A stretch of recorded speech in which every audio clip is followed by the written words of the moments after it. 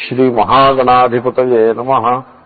సదాశివసమారంభాం శంకరాచార్యమధ్యమాం అస్మదాచార్యపర్యంతాం వందే గురుపరంపరాం.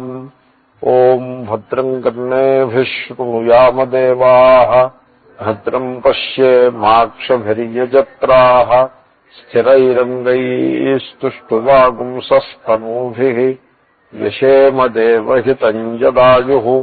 స్వస్తి న ఇంద్రో వృద్ధశ్రవాః స్వస్తి నః పూషా విశ్వవేదాః స్వస్తి నస్తాక్ష్యో అరిష్టనేమిః స్వస్తి నో బృహస్పతిర్దధాతు. ఓం శాంతి శాంతి శాంతి. ధనుర్గృహీత్వౌపనిషదం మహాస్త్రం శరం హ్యుపాసానిశితం సంధయీత ఆయమ్య తద్భావగతేన చేతసా లక్ష్యం తదేవాక్షరం సౌమ్య విద్ధి.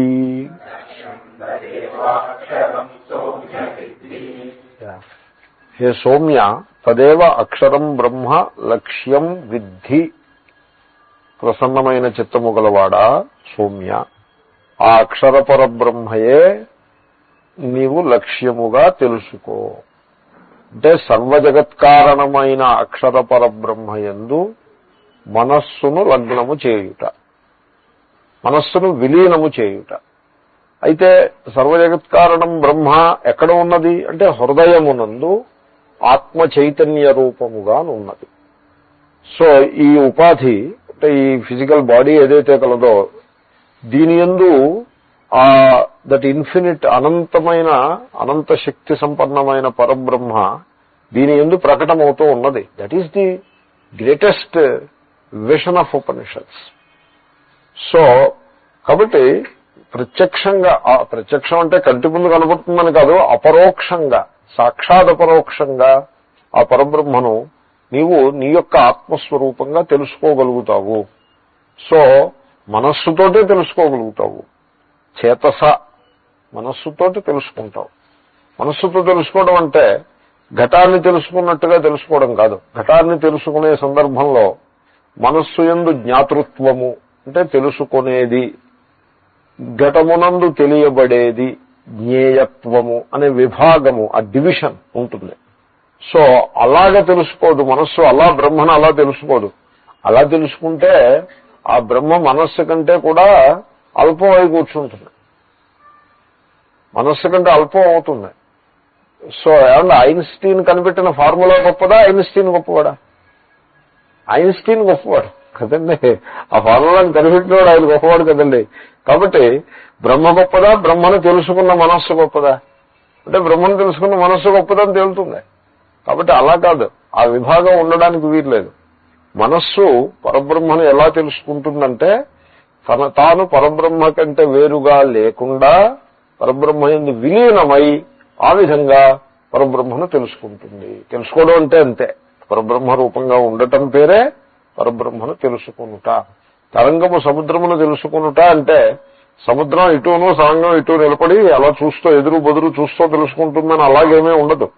తరంగం సముద్రాన్ని తెలుసుకోవడము అంటే సముద్రము రూపము, సముద్రములో విలీనమై ఉండుటయే అక్కడ. The being is the knowing.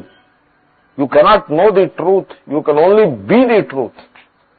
But ఆ బీయింగ్కే నోయింగ్ అని వ్యవహారం చేస్తారు. ఎందుకో తెలుసునండి, వస్తువు చైతన్యం గనక, వస్తువు చైతన్యం గనక చైతన్యమునందు నోయింగ్ అండ్ బీయింగ్ వేరు కాదు. ఇప్పుడు దీపము ఉన్నది, దీపము ప్రకాశించుచున్నది, ఈ రెండింటికి తేడా ఏమిటో చెప్పండి మీరు. ఉండడమే ప్రకాశించడం, ప్రకాశించడమే ఉండడం. ఉండడం వేరు, ప్రకాశించడం వేరు కాదు. దీపం విషయంలో ఈ పుస్తకం ఉందనుకోండి, ఉండడం వేరు, ప్రకాశించడం వేరు. ఉంటుంది, ప్రకాశించదు. దీపం పడితే ప్రకాశిస్తుంది. కానీ ఆ రూలు దీపానికి వర్తించదు. దీపము అంటే ఉన్నది అంటే ప్రకాశించుతున్నది అని, దీపం ఉందా అంటే ఉన్నది అంటే ప్రకాశిస్తోందని అర్థం. అంటే ఇంకా వెలిగించలేదు ఆ దృష్టాంతం అనుకున్నారు. దీపం అంటే వెలిగి దాని పేరే నేను అంటున్నది. సో ఉన్నది అంటే ప్రకాశించుతున్నది అనే, ప్రకాశిస్తోంది అంటే ఉన్నది అనే. అంచేతనే సత్తు చిత్తు ఒక్కటే. ఆత్మ చైతన్యం ఉన్నది అంటే ప్రకాశించుతున్నదనే అర్థం. కాబట్టి అది చైతన్యం గనక దాంట్లో సత్తుకి చిత్తుకి భేదం లేదు గనుక చైతన్య రూపుడై ఉండుటయే చైతన్యమును తెలుసుకొనుట అని వ్యవహారంలో అలాగా ఉపనిషత్తు వాక్యాలలో అటువంటి ప్రయోగం ఉంటుంది. ఎనీవే, సో ఆ అక్షర పరబ్రహ్మను నీవు ఆత్మరూపముగా తెలుసుకును, అదే లక్ష్యము. That is the goal. Goal అనేప్పటికీ దానికి you have to fix a place to start with. తర్వాత ప్లేస్ ఉండదు. ఇప్పుడు మెడిటేషన్ లో కూడా హృదయస్థానంలో భావన చేయండి అని చెప్తాము. మీరు తీరా మెడిటేషన్ చేస్తుంటే ఇంకా హృదయస్థానం ఉండదు అక్కడ. టు స్టార్ట్ విత్తే ఉంటుంది హృదయస్థానం, ఇంకా తర్వాత హృదయస్థానం ఉండదు. విష్ణువుకి పూజ చేసేప్పుడు విష్ణువులో అయితే శివుడు ఏదో లింగంలో పూజ, శాలగ్రామంలో విష్ణువుని లింగమునందు శివుణ్ణి పూజిస్తారు. ఉనికి ఆరంభంలో ఓ చిన్న పీఠ అంటే పీఠము దాంట్లో ఈ శాలగ్రామాన్ని కూర్చోబెట్టడం, ఆ సరిగ్గా కూర్చోకపోతే ఇలా ఒరిగిపోయి ఉంటే జాగ్రత్తగా అడ్జస్ట్ చేయటం, ఇవన్నీ ఆరంభంలో ఉంటాయి. తీరా ఇంక పూజ వచ్చిన తర్వాత పూజలో ఇంకా విష్ణు భావన ఉంటుందా, లేకపోతే ఇగో ఈ పీస్ ఆఫ్ స్టోన్ నేను ఇటు అడ్జస్ట్ చేస్తున్నాననే ఫీలింగ్ ఉంటుందా? విష్ణు భావనలోకి వెళ్ళిపోతుంది. కానీ స్టార్ట్ చేసేప్పుడు మాత్రం అంటారు కూడా, ఏమంటే పూజకి మరి విష్ణువుని తెచ్చారా అని అడుగుతారు. ఆ తెచ్చానండి సంచిలో ఉంది అని చెప్తారు.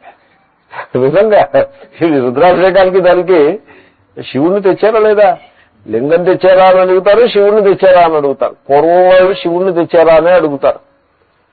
సో అంటే ఆ తెచ్చానండి, ఏది తెస్తే ఎక్కడ కనపడుతుంటే అగో ఆ బరిణిలో ఉందండి, సంచిలో పెట్టాను బరిణిలో ఉంది అని. టు స్టార్ట్ విత్ అలా ఉంటుంది. It's a piece of item కింద భావన ఉంటుంది. తీరా పూజ ఆరంభం అయిన తర్వాత ఇంకా శివుణ్ణే మీరు ఆరాధిస్తున్నారనే భావన ఉంటుంది. That is how it is.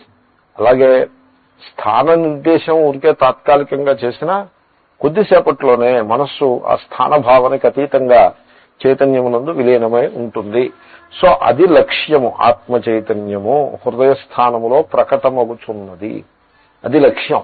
ఇప్పుడు సూర్యుడిని చూడాలంటే మీరు సూర్యుడి దగ్గరికి వెళ్ళి సూర్యుడిని చూడాలేంటండి, అక్కర్లేదు. సూర్యుడిని చూడడానికి సూర్యుడి దగ్గరికి వెళ్ళక్కర్లేదు. ఎందుకో తెలుసిన, సూర్యుడు అంతటా ఉన్నాడు. ఉదాహరణకి మీరు ఒక కుండలో నీళ్లు పోసి ఆ ఎండలో పెట్టారనుకోండి, ఆ కుండలో ఉన్నాడు సూర్యుడు. సూర్యుడిని చూడాలంటే సూర్యుడి దగ్గరికి వెళ్ళిపోక్కర్లేదు, ఆ కుండలో ప్రతిబింబం రూపంగా ఉన్నాడు. నిజానికి సర్వత్రా సూర్యుడు ఉన్నాడు. కానీ ఇప్పుడు ఉన్నాడు, ఇప్పుడు మన చుట్టూ సూర్యుడు ఉన్నాడు. సూర్యప్రకాశం ఉంది కదండి, ప్రకాశం అంటే సూర్యుడే. కానీ చూడడం కష్టం. ఎలా చూస్తారు? అదే ఒక ఫోకస్ చేసినట్లయితే చూడడం తేలిక. అదేవిధంగా సర్వవ్యాపకమైనటువంటి అక్షర పరబ్రహ్మని లక్ష్యంగా చేసుకున్న సందర్భంలో హృదయస్థానమునందు టార్గెట్ కోసం హృదయస్థానాన్ని చూస్ చేసుకుంటాము. లక్ష్యం విద్ధి. సో మనస్సుతో ఈ లక్ష్యాన్ని మనం తాడనము చేయవలను, కొట్టవలను. ఇది ఎలాగంటే షూటింగే, గన్ తోటి షూట్ చేసినట్టే, టార్గెటింగ్ కదా. ఇప్పుడు గన్ తోటి మీరు టార్గెట్ ని షూట్ చేయాలనుకోండి, టార్గెట్ అంటే నా అభిప్రాయం మనిషినని పశువునని కాదు, ఒక బొమ్మని. That is how we give the example. ఎగ్జాంపుల్లో కూడా హింస పనికిరాదు.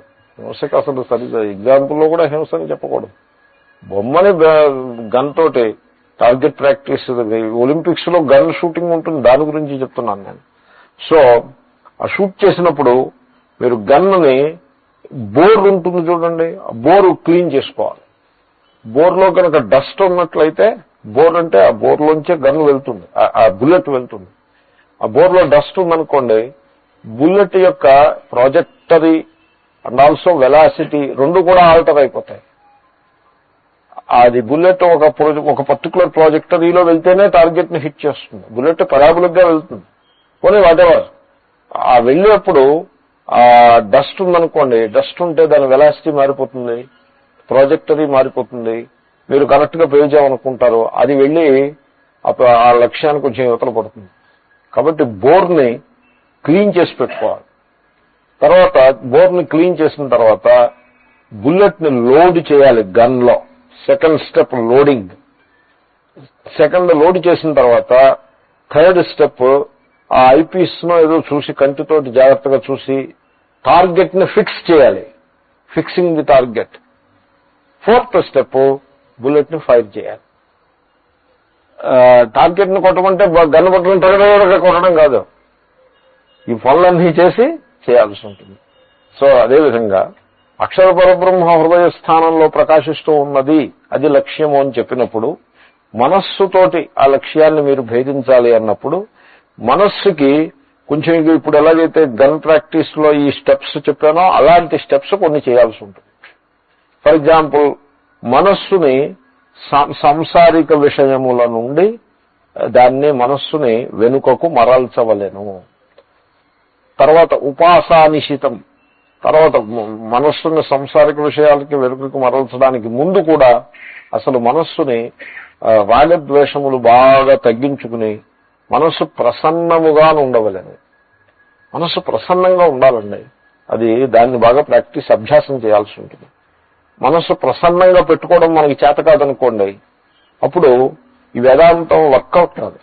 ఇంకేలో వింటూ ఉంటాము, బ్యాక్ అండ్ ఫోర్త్ అన్నట్టుగా ఉంటుంది తప్పిస్తే ఏళ్లు గడిచిపోతున్నా దట్ వోంట్ వర్కౌట్. ఇంకేతనే వాల్యూస్ కి చాలా ఇంపార్టెన్స్. జీవితంలో ఎటువంటి వాల్యూస్ ఉండాలంటే మనస్సు యొక్క ప్రసన్నతని పెంచేటువంటి వాల్యూస్ ఉండాలి. అంటే దాని అర్థం ఏంటో తెలుసిన, మనస్సులో కదలికని కల్లోలాన్ని తీసుకొచ్చే వాల్యూస్ ఏమి ఉండకూడదు. అలా ప్రాక్టీస్ చేయాలి. సో కాబట్టి వాల్యూ సిస్టమ్ చాలా, అంచేతనే వైరాగ్యం అంటారు. ఇప్పుడు మీరేమో సాంసారిక వ్యవహారాలన్నీ నిండా పెట్టుకుని పెద్ద వయసు వచ్చిన తర్వాత కూడా కొడుకులు కోడళ్ళు, బ్యాంకు బ్యాలెన్సులు, తర్వాత మనవాళ్ళు, కాలేజీలు, కట్నాలు, సీట్లు, ఉద్యోగాలు, అమెరికాలు, వీసాలు, ఇవన్నీ అందరి ఊళ్ళో మన కుటుంబానికి సంబంధించిన అన్ని మనమే అన్నట్టుగా పెట్టుకుని దీనికి 2 కుక్క పిల్లల్ని, తర్వాత పిల్లి పిల్లల్ని కూడా జత చేసి వెటర్నరీ డాక్టర్ని కూడా ఒకరిని పెట్టుకుని ఇన్సూరెన్స్ ఇంతలాగా సంసారం పెంచేసుకుంటే మీ మనస్సు ఎప్పుడు కల్లోలంగానే ఉంటుంది. అది ఎప్పుడూ అది స్థిరంగా ఉండదు. లౌకిక వ్యాపారాలంటే మన వ్యవహారాలు పెరిగిపోయి కొద్ది మనస్సు యొక్క కల్లోలత, దాని చంచలత్వము పెరిగిపోతుంది. కాబట్టి అందుకోసం వాల్యూస్ అని అంటారు. మినిమం ఇంటరాక్షన్ విత్ సంసార ఉండాలి. చాలా మంది ఏం చేస్తారంటే సంసారంతో చాలా డీప్ గా ఇంటరాక్ట్ అవుతూ ఉంటారు. చాలా లోతుగా, చాలా విస్తారంగా wide interaction and deep interaction సంసారంతో. ఎప్పుడైతే అలా వచ్చేసిందో మీకు మనస్సు మనం చెప్పిన స్విచ్ ఆన్ చేసి ఆఫ్ చేసినట్టు కాదు కదా, మీకు నిద్రే పట్టదు. ధ్యానం దాకా ఎందుకు? వ్యాపారాలు మరీ ఎక్కువైపోతే నిద్రే పట్టదు సరిగ్గా. ధ్యానం దాకా ఎందుకు? తిండి అరగదు. బిజినెస్ డిన్నర్స్ అని ఉంటాయి. భోజనం చేస్తూ బిజినెస్ మాట్లాడతారు, ఎక్కువ తినేస్తారు. ఆ బిజినెస్ మాట్లాడి హడావిడిలో 5 స్టార్ హోటల్లో కూర్చొని బిజినెస్ డిస్కస్ చేస్తూ ఉంటారు. డిన్నర్ తత్రాపి. So they overload the body without knowing. And business discuss చేస్తూ ఉంటారు. Hundreds of thousands of rupees business discuss చేస్తూ భోజనం తినేస్తూ ఉంటారు. సో ఆ బాడీ ఓవర్లోడ్ అయిపోతుంది. జ్యూసెస్, డైజెస్టివ్ జ్యూసెస్ ఏమీ వర్క్ చేయవు. ఎందుకంటే మనస్సు చాలా టెన్షన్ లో ఉంటుంది కదా. So he ends up with all kinds of gastric problems. So దీనికోసం ఆత్మ పరబ్రహ్మ స్వరూపాన్ని తెలుసుకోవడం దాకా అనవసరం. అసలు మీ సంసారమే నడవదు. అసలు మనస్సుని మీరు అంత కల్లోలంగా పెట్టుకుంటే నిత్యకృత్యానికే సమస్య నిర్మాణం అవుతుంది. అనేక రకములైనటువంటి అనారోగ్యాలు అలా వెయిట్ చేస్తూ ఉంటాయి. అవన్నీ సైకోసోమాటిక్ డిసీజెస్ అంటారు. సైకో అంటే మనస్సు, సోమా అంటే బాడీ. మనస్సులో డిసీజ్ పుడుతుంది, బాడీలో సెటిల్ అవుతుంది, బాడీలో ప్రకటన అవుతుంది. అది ఎక్స్ప్రెషన్ బాడీలో పడుతుంది, మనస్సులో పుడుతుంది. సో ఈ హాస్పిటల్స్ ఇవన్నీ కూడా ఇవన్నీ ఏదో మేము హార్ట్కి ట్రీట్మెంట్ చేస్తున్నామో, గ్యాస్ట్రిక్ దానికి ట్రీట్మెంట్ చేస్తున్నామో అని వాళ్ళు అడ్వర్టైజ్ చేస్తూ ఉంటారు, ట్రీట్మెంట్ చేస్తూ ఉంటారు. ఇవన్నీ కూడా డయాబెటీస్తో సహా అన్నీ కూడా మనస్సు నుంచి ఉద్భవిస్తాయి. అంటే మనస్సు అసలు ఈ డిసీజెస్కి పూర్తిగా దూరంగా ఉండడం సంభవమని నేను అంటలేదు, సంభవమే కూడా ఓ రకంగా. But somehow even management is also important. Disease రాకుండా ఉండటం ఒకటి, వచ్చిన తర్వాత మేనేజ్ చేయటానికి కూడా మనస్సు తక్కువ కల్లోలంగా ఉండాలి. డాక్టర్లు చెప్తారు ఏమని, ఏదో ఈ heart related BP related problem వచ్చినప్పుడు కొంచెం మీరు ఆవేశపడకండి, ఇంటి వ్యవహారాల్లో ఎక్కువగా తలదూర్చి ఆవేశం తెచ్చుకోకండి, కామ్గా ఉండడానికి ప్రయత్నం చేయండి అని చెప్తాడు. డాక్టర్ చెప్తాడు. He doesn't know how to do that. The doctor himself doesn't know how to do that and he gives that advice to the patient and now patient also doesn't know how to do that. So that's why there is a problem. నిజానికి భాగవతంలో రాసపంచాధ్యాయి అని ఒకటి ఉంది, 10వ స్కంధంలో 5 అధ్యాయాలు. శ్రీకృష్ణుడు నందగోకులంలో చేసినటువంటి లీలలకి సంబంధించిన 5 అధ్యాయాలు రాసపంచాధ్యాయి అంటారు. ఈ రాసపంచాధ్యాయి శ్రవణం చేసినట్లయితే హృద్రోగము తొలగును అని అక్కడ ఫలశ్రుతి చెప్పారు. అంటే బీపీ ప్రాబ్లమ్స్ సాల్వ్ అవుతాయని ఫలశ్రుతి. అంటే ఏమిటి, మనస్సుని ఈ సాంసారిక విషయముల నుండి వెనుకకు మరల్చి ఒక భావనా ప్రపంచంలోకి తీసుకువెళ్ళి అక్కడ నిలబెట్టడం, ఆ భావనాత్మకంగా నిలబెట్టడం. ఆత్మ బ్రహ్మ అంటే కష్టం, దానికి చాలా మంచి సంస్కారం, మంచి బలమైన సంస్కారం, శ్రవణం చేసిన సంస్కారం ఉండాలి. ఏ సంస్కారం లేనివాడు ప్రారంభంలోనే వచ్చి ఆత్మ అని మొదలు పెడితే చప్పచప్పగా ఉంటుంది, అదేమీ ఎక్కదు బుర్రకి. సరే రాసపంచాధ్యాయి అంటే అదిగో కృష్ణుడు వచ్చాడు, మురళి వాయిస్తున్నాడు, వీళ్ళు డాన్స్ చేస్తున్నారు, ఇలా మొదలు పెడితే అది చాలా ఉల్లాసంగా కావ్య భక్తిలో ఉంటుంది, కావ్య పద్ధతిలో ఉంటుంది. కావ్యాన్ని ఆస్వాదం చేయటం చేతన వాళ్ళు దానికి కూడా సహృదయం ఉండాలి. So business affairs, stock market అఫైర్సే కానీ కావ్యం అంటే ఏమిటో మాకు తెలియదంటే అక్కడ సమస్య. సో కొంచెం ఆ సహృదయత ఉండి ఆస్వాదించగలిగితే, కొంత లిటరేచర్ని ఆస్వాదించే లక్షణం ఉన్నట్లయితే, ఆ రాసపంచాధ్యాయిని శ్రవణం చేసినట్లయితే మనస్సు ఒక భావనా ప్రపంచంలోకి వెళ్ళిపోతుంది. అక్కడ నిలిచి ఉంటే there it derives a marvellous relaxation. ఆ రిలాక్సేషను మీకు అది that percolates into the whole system.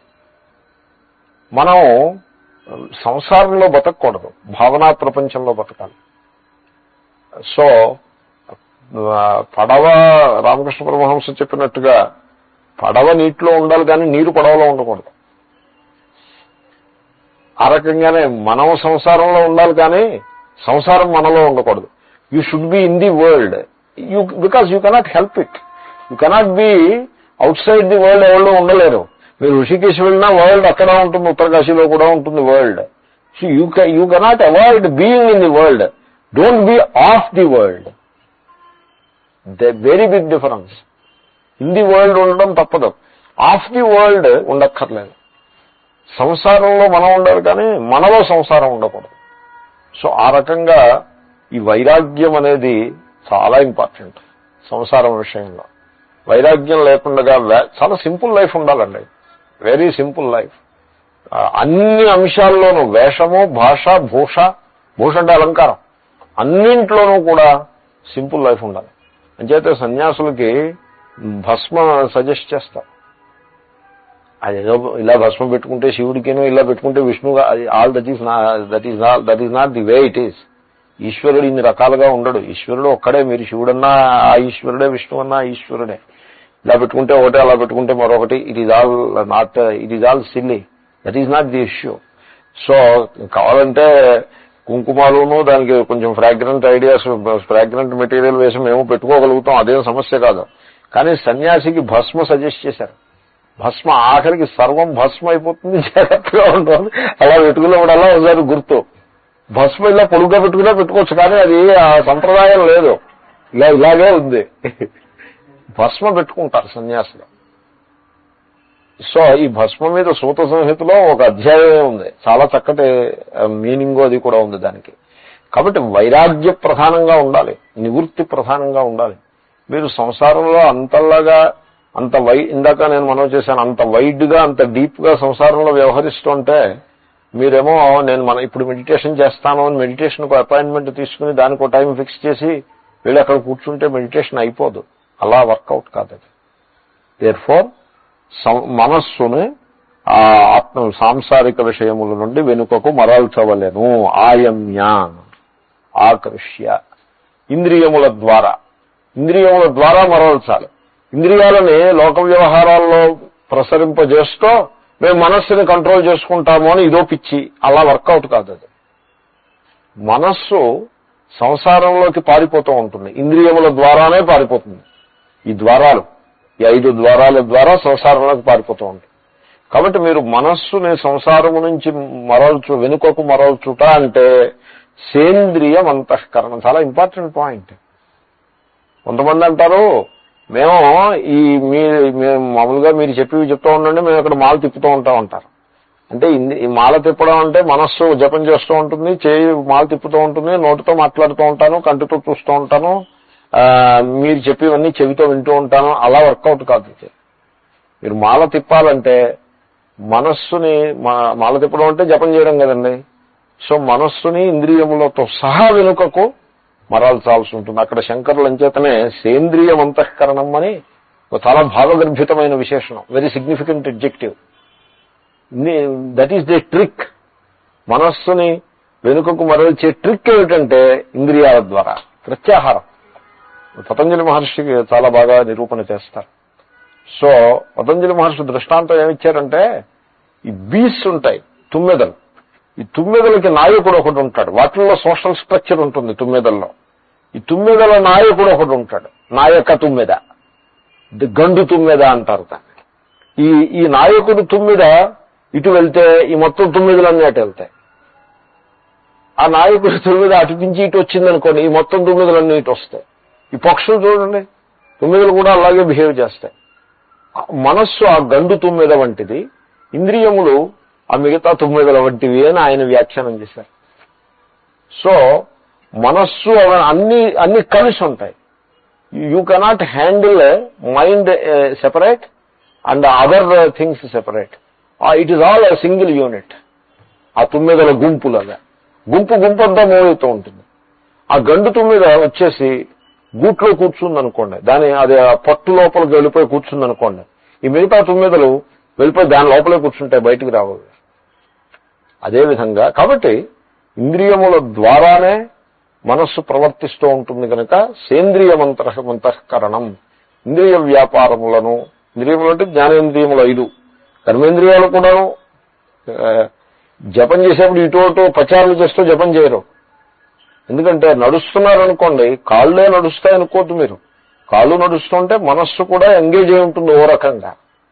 కాబట్టి ఓ చోట కూర్చోవడం, పోనీ పడుక్కుని చేస్తే నిద్ర వస్తుంది. అందుగురించి మనస్సు అలర్ట్గా ఉండడం కోసం కూర్చోవడం. ఇంద్రియములన్నింటినీ కూడా సాంసారిక విషయముల నుండి వెనుకకు మరల్చి స్వవిషయాద్వినివర్త్య, అంతవరకు వచ్చాం. తర్వాత అందాము లక్ష్య ఏవా ఆవర్జితం కృత్వా, అది మనసు ఇత్యర్థః. ఇంద్రియముల నుండి ఆకృష్య అంటే వెనుకకు లాగి, అంటే ఇంద్రియ వ్యాపారముల నుండి ఇంద్రియములను తద్వారా మనస్సును వెనుకకు లాగి, అంటే మరి లాగి ఏం చేస్తాము అంటే లక్ష్యమునందు మాత్రమే దానిని టార్గెట్ చేస్తాము, దానికి అభిముఖం చేస్తాము. ఎప్పుడైతే మీరు బాహ్యం నుండి మనస్సును వెనుకకు మరల్చారో ఆ మనస్సు దానికి ఇప్పుడు 2 ఆల్టర్నేటివ్స్ ఉంటాయి. 1 నిద్రలోకి వెళ్ళిపోతుంది, లయం అయిపోతుంది. 2 ఆత్మాభిముఖంగా ఉంటుంది. అంచేతనే మీకు మెడిటేషన్ కనుక మీరు సిన్సియర్గా చేసినట్లయితే నిద్ర వచ్చేస్తుంది. You will going to sleep are you will be alert and you will be with your self. ఇంకా అంతకంటే ఏమీ అక్కర్లేదు, ఇంకా చేయాల్సిందే ఉండదు. దాన్ని అలర్ట్ పాసివిటీ అంటారు. మనస్సు యాక్టివ్గా, మనస్సు చలనం ఉండదు, చంచలంగా ఉంటుంది. ఈ ఆలోచనలు ఉంటాయి. సో ఆ ఆలోచనలన్నీ ఆగిపోతాయి. So from that point of view it is called passive. But నిద్రపోవటం లేదు, ప్యాసివ్ అన్నాం కదా నిద్రలోకి వెళ్ళిపోయింది అనుకున్నారు. నిద్ర వెళ్ళిపోవడం అంటే అర్థం ఏంటండి? మనస్సు పనిచేయడం మానేస్తే దాని పేరు నిద్ర. But it is not sleep. So therefore it is not passive passivity. Passive passivity is sleep. Alert passivity is meditation. అంచేతనే జాగ్రత్త నిద్ర అని రమణ మహర్షి అన్నారు. మెడిటేషన్ ని జాగ్రత్త నిద్ర, తెలివిగా ఉండే నిద్ర. మరి తెలివిగా ఉండే నిద్ర అయితే మరి నిద్రపోయే నిద్ర ఏమిటంటే అది మీరు రోజు నిద్రపోతూ ఉంటారో అది నిద్రపోయే నిద్ర. తెలివిగా ఉండే నిద్ర ఏమిటంటే మెడిటేషన్. మనస్సు యాక్టివ్గా ఉంటుంది, but no movement, no interaction with the world. ఆ స్థితి మనస్సుకి మీరు తీసుకురావాలి. తీసుకొస్తే ఇది చాలా ప్రాక్టికల్. దీంట్లో థియరీ అని మీరు అనుకోద్దు, చాలా ప్రాక్టికల్. సో అక్కడ మీరు ఏ స్థితిలో ఉంటారంటే యు ఆర్ కాన్షియస్ బీయింగ్ అనే స్థితిలో ఉంటారు. ఇప్పుడు human being is a conscious being. Human being అని అంటాం మనం. బీయింగ్ అంటే, హ్యూమన్ బీయింగ్ అంటే అర్థం ఏంటండి? మనిషి కదా, మనిషి. హ్యూమన్ బీయింగ్, ఆ బీయింగ్ వాడి స్వరూపం అండి. ఆ పదంలో బీయింగ్ ఈజ్ హిజ్ స్వరూప, రైట్? అయితే even this table is also being only. It is కదా. ఈ బీయింగ్ అంటే అర్థం ఏంటి? ఇట్ ఈజ్ కదా. బట్ మనిషి యొక్క being it is a self, is a conscious being. Table ఉందనే సంగతి టేబుల్కి తెలియదు, మనకి తెలుస్తుంది. వెరాజ్ మనిషి తాను ఉన్నాననే సంగతిని తానే స్వయంగా సాక్షాత్తుగా అపరోక్షంగా తెలుసుకుంటూ ఉంటాడు. కాబట్టి human being is a being. What kind of being? Human being, which means a conscious being. So మీరు you are conscious of, suppose you are conscious of paper, conscious of house, conscious of people. Conscious of అంటే తెలుసుకుంటూ ఉండటం. Conscious of politics, conscious of cricket, conscious of this. Okay, suppose మీరు you are not conscious of any of these things. ఇవేమీ మీరు తెలుసుకోవటం లేదనుకోండి, అప్పుడు ఏమిటవుతుంది? అంటే నిద్రపోతూ ఉండాలి. లేదు, నిద్ర కూడా పోవటం లేదు. అంటే అర్థం ఏంటి? You are conscious of yourself, which means you are a conscious being. అహమస్మి సదా భామి, నేను ఉన్నాను, స్వయముగా ప్రకాశించుచున్నాను. ఇప్పుడు దీపం దగ్గర చెప్పాను దృష్టాంతం. ఉండడం వేరు, ప్రకాశించడం వేరు కాదు. ఉండడమే ప్రకాశించడము, ప్రకాశించడమే ఉండడం. అది ఆత్మజ్యోతి, ఆత్మదీపం. That is the alert passivity, that is the meditation. ఆ స్థితిలో మీకు ఇదంతా నేను మెడిటేషన్లో ఇంట్రడ్యూస్ చేస్తూ ఉంటా. ఆ స్థితిలో మీకు సాంసారిక సమస్యలే ఉండవు. ఎందుకో తెలుసునండి? సాంసారిక విషయాలు కూడా ఉండవు కనుక. ఆ స్థితిలో బావమరది ఉండడు, అత్తగారు ఉండడు, కోడలు ఉండదు. కాబట్టి చాలా మటుకు 90% సమస్యలు తీరిపోయినట్టుగా అక్కడికి ఊళ్ళు లేకపోతే వాళ్ళు ఉండరు. మరి వాళ్ళు ఉండరంటే ఏమైపోతారంటే, చూడండి, బావమరది ఉండాలి అంటే నువ్వు బావ అయ్యి ఉండాలి కదా. నువ్వు బావ అయితే వాడు బావమరది అవుతాడు, లేక వాడు కదా. సో ఆ స్థితిలో ఐఎమ్ నాట్ ది బావ, I'm just conscious being. There is no బావ, దేర్ఫోర్ దెర్ ఈజ్ నో బావమరిది, రైట్? అదనమాట. ఉండరంటే అది అర్థం. ఉండరంటే ఏదో మాయమైపోతారని కాదు. అత్తగారు ఉండదు ఆ స్థితిలో అంటే ఆ స్థితిలో ఈమె కోడలు కాదు, ఈమె కాన్షియస్ బీయింగ్. అత్తగారు వస్తే కానీ అత్తగారి సమస్య ఉండదు. అత్తగారు రావాలంటే ముందు ఈవిడ కోడలు అవ్వాలి. ఈవిడ కోడలని అధ్యారోపణ చేసుకుంటే ఆ తర్వాత అత్తగారిని అధ్యారోపం ఆవిడ మీద వస్తే అప్పుడు సమస్య ఆరంభం అవుతుంది. సమస్య నుండి పోను మరొకటాను, వాటెవర్. సో ఈ అధ్యారోపములనన్నిటినీ పక్కన పెట్టి కేవలము కాన్షియస్ బీయింగ్ గా మీరున్నారనుకోండి, that is the meditation that we're talking here. అయితే మీరు అనొచ్చు, దానివల్ల ఉపయోగం ఏమిటి? ఉపయోగం ఏమిటో నేను I don't know whether I have the enough expression. ఉపయోగాన్ని బోధించే ఎక్స్ప్రెషన్ నాకు ఉందో లేదో నాకు తెలీదు. ఐ టెల్ యూ, మీ శరీరము యొక్క మంచి ఆరోగ్యము, మీ ప్రాణేంద్రియములు, అదే కర్మేంద్రియములు, జ్ఞానేంద్రియములు పరిపుష్టంగా ఉండాలి, ఆరోగ్యంగా ఉండాలి, మీ మనస్సులో మనోవ్యాధులేం లేకుండా ఉల్లాసంగా ఉండాలి, ఇవన్నీ మీకు కావాలంటే దానికి కావలసినటువంటి ఎనర్జీ అంతా కూడా అదిగో ఆ కాన్షియస్ బీయింగ్ నుంచే వస్తుంది. You please note that fact. Energy పైనుంచి రాదు, ఆ కాన్షియస్ బీయింగ్ నుంచే వస్తుంది. కాదండి భోజనం చేసినప్పుడు క్యాలరీస్ వస్తాయి కదా అంటే చేసిన భోజనాన్ని ఇముడ్చుకోవాలంటే అదో ఆ కాన్షియస్ బీయింగ్ నుంచే ఆ పచనం అవుతుంది.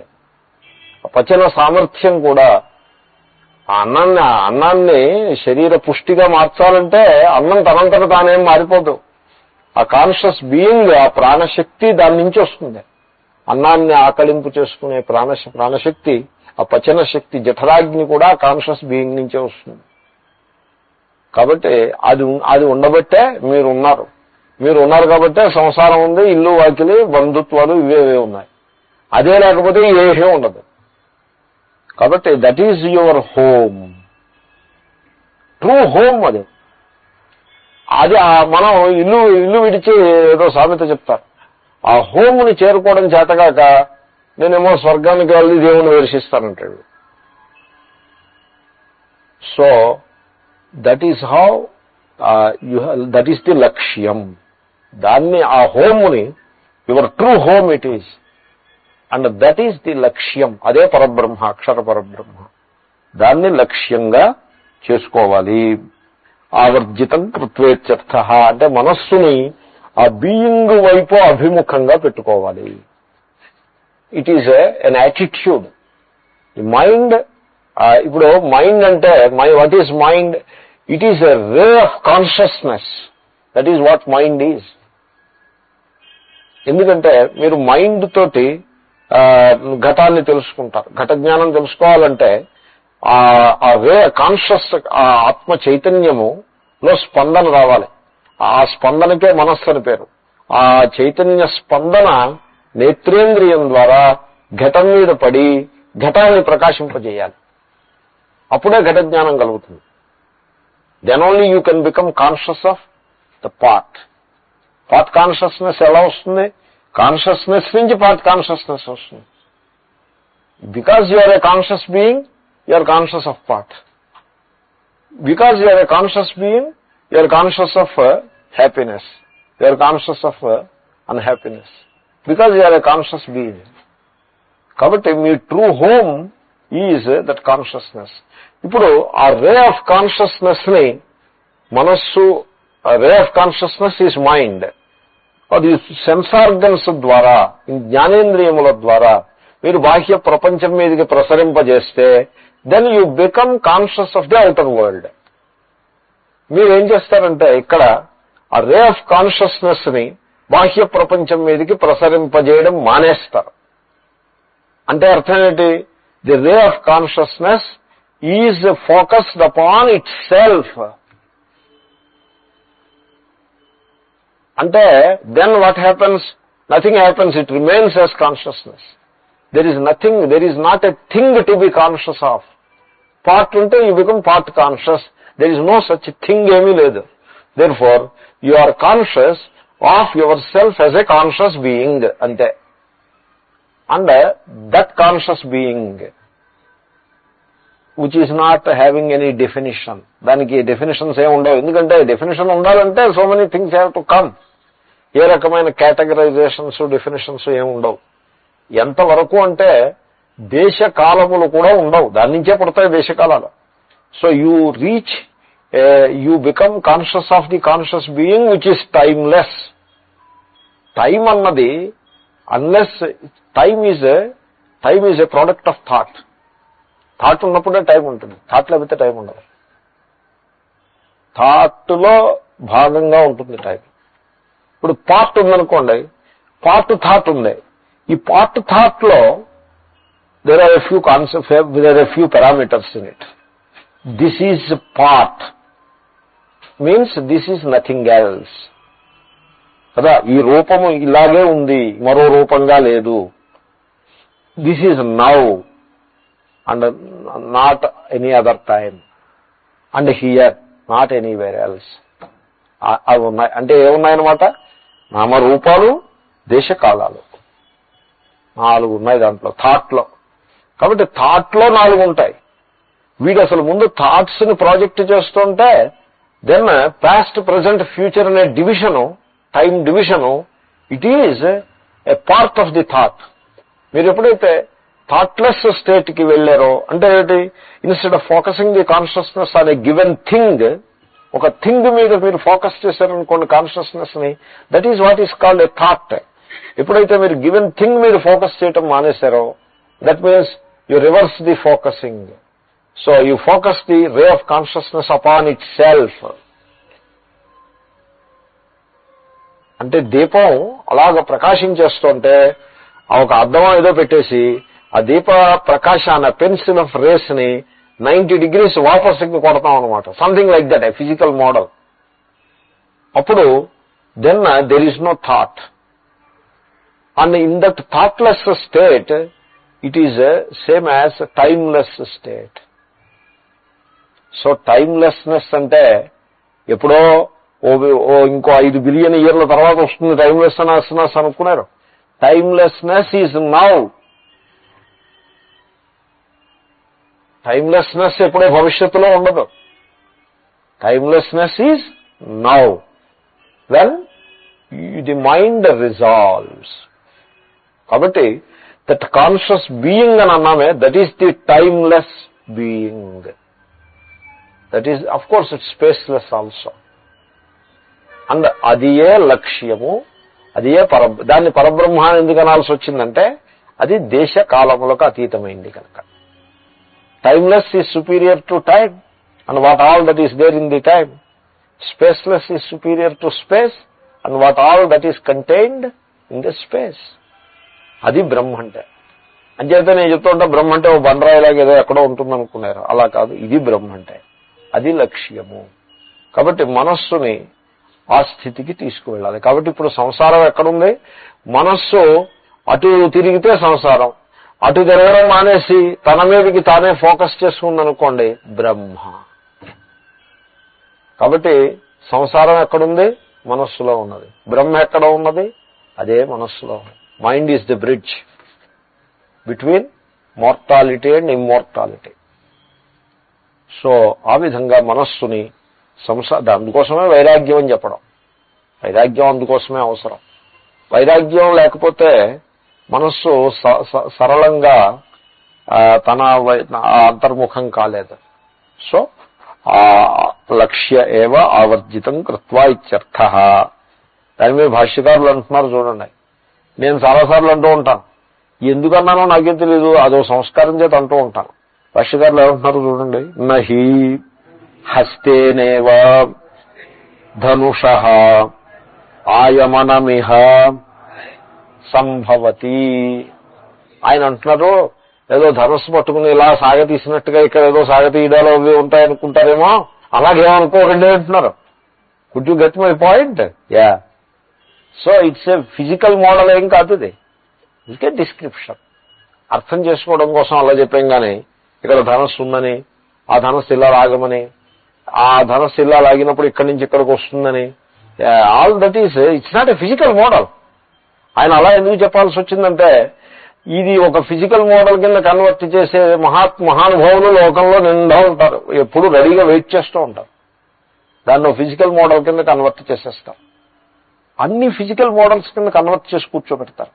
ఎందుకో తెలుసునా అండి, బుద్ధి చాలా స్థూలంగా ఉంటుంది కనుక. స్థూల బుద్ధి.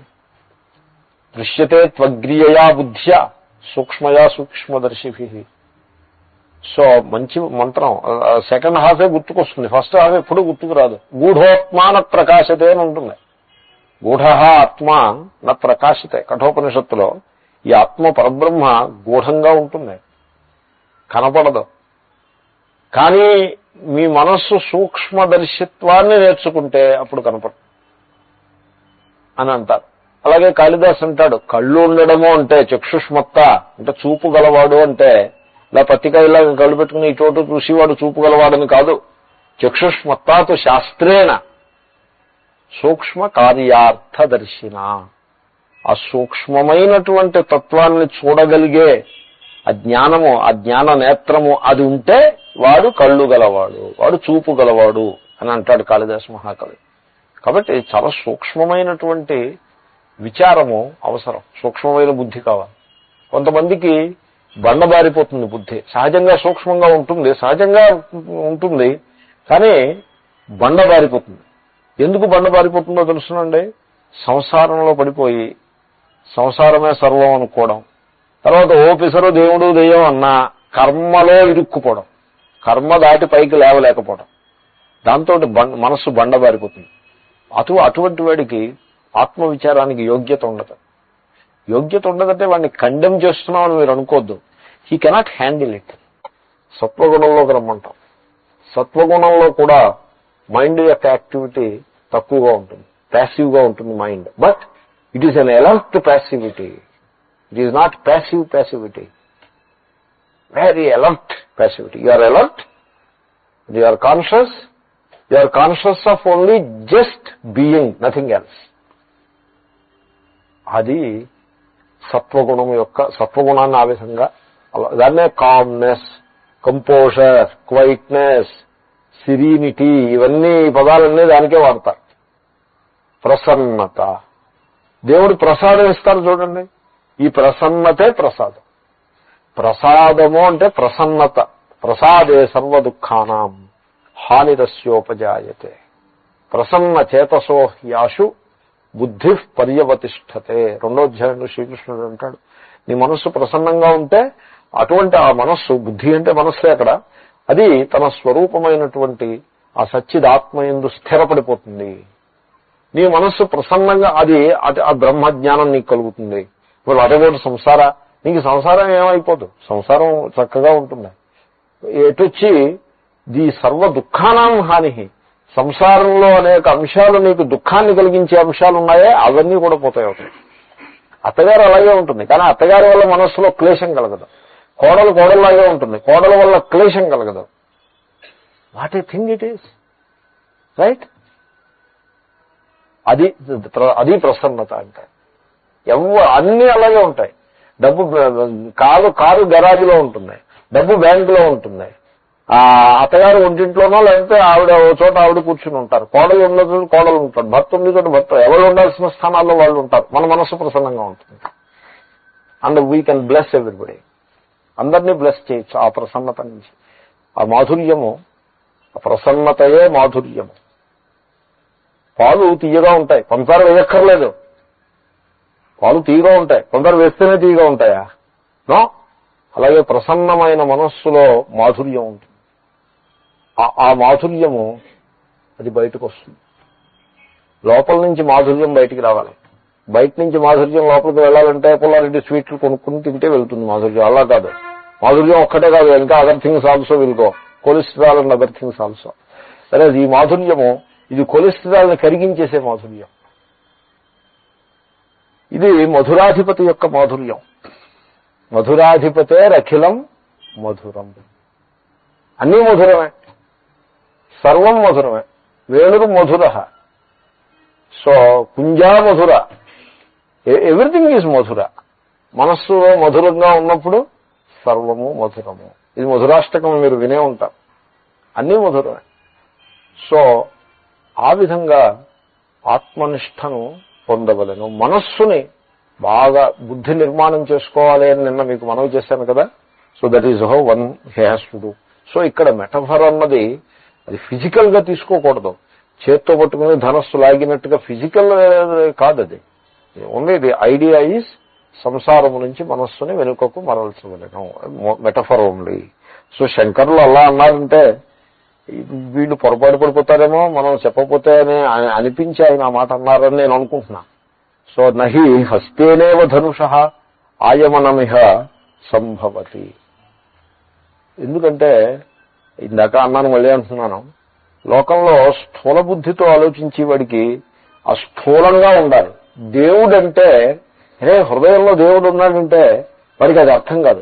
హృదయంలో దేవుడు ఉండడం ఏమిటంటాడు. దేవుడంటే దేవుడు దెయ్యము అని ప్రకృతి వికృతి సంస్కృతంలో, సో తెలుగు. సో అలాగా ఒక బండగానో ఏదో గట్టిగా ఉండాలి అక్కడ, అప్పుడు దేవుడు అవుతుంది. ప్రతిమా స్థూల బుద్ధి, అది దేవుడు అన్నారు. తర్వాత వీడిని ఒక మార్గంలో పెట్టాలి దేవుడు అంటే. సో ఇక్కడి నుంచి రైలు ఎక్కి తిరుపతి వెళ్ళు, అక్కడి నుంచి మెట్లు ఎక్కి కొండ మీదకి వెళ్ళు, అక్కడ క్యూలో నిలబడు అని అలాగే ఒక ప్రొసీజర్లో పెడితే అప్పుడు వాడికి అందుతుంది దేవుడు అనేది. నువ్వు ఉన్న చోటే దేవుడు ఉన్నాడంటే వాడు ఇటు చూసి దేవుడు ఎక్కడా లేడు, గోళ్ళు ఉన్నాయి, ఇంట్లో వాళ్ళు ఉన్నారు, దేవుడు ఎక్కడ ఉన్నాడు అని అంటాడు. నీ లోపల దేవుడు ఉన్నాడంటే that is something which is beyond his imagination. కాబట్టి సూక్ష్మమైనటువంటి విచారము కలవాడికి మాత్రమే ఆ సత్యం అందుతుంది.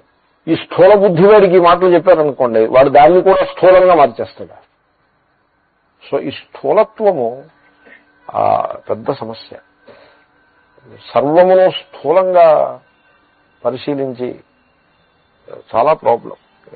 ముఖ్యంగా ఈనాడు ది ఫీల్డ్ ఆఫ్ స్పిరిచువాలిటీలో ఈ స్థూలత్వం యొక్క ఇబ్బంది ఎక్కువగా ఉంది. సూక్ష్మ దృష్టి లేకపోవడం చేత ప్రతిదీ స్థూలంగా ఆలోచించటం, స్థూల దృష్టితోటే భావన చేయటం. That is a problem in the religious world. అంచేతనే ఒక రిలిజియన్ వాళ్ళు మరో రిలిజియన్ వాళ్ళ మీద దండయాత్రలు చేయటం, కొట్టుకుంటూ ఉండటం, హింస, ఇవన్నీ కూడా మతపరమైన హింసంతా కూడా స్థూల బుద్ధి నుంచే వస్తుంది. మతపరమైనటువంటి ద్వేషాలు అన్నీ కూడా స్థూల బుద్ధి నుంచే వస్తాయి.